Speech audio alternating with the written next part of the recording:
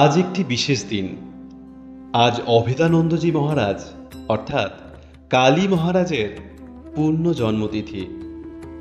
তিনি শ্রী শ্রী মায়ের স্তোত্রগীতি রচনা করিয়াছেন।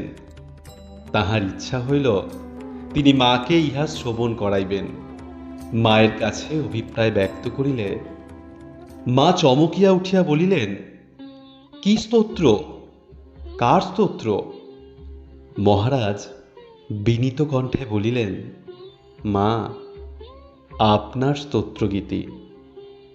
এরপর তিনি মাকে সেই স্তোত্রগীতি শোনাইলেন।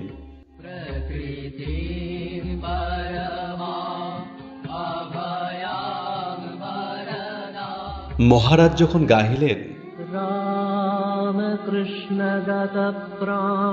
তখন দেখা গেল মা ইহা শুনিয়া স্পন্দনহীন হইয়া পড়িয়াছেন।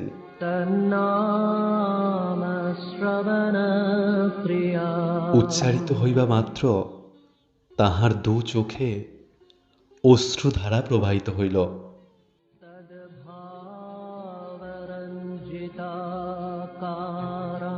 বলার পর মহারাজ দেখিলেন মা আর সেখানে নাই। শ্রী শ্রী ঠাকুর বসিয়া আছেন, অথবা মা নিজেই ঠাকুরে পরিণত হইয়াছেন। জয় ঠাকুর, জয় মা, জয় মহারাজ। আজ এই পুণ্যতিথিতে আপনাদের চরণে থাকল আমার সহস্র প্রণাম।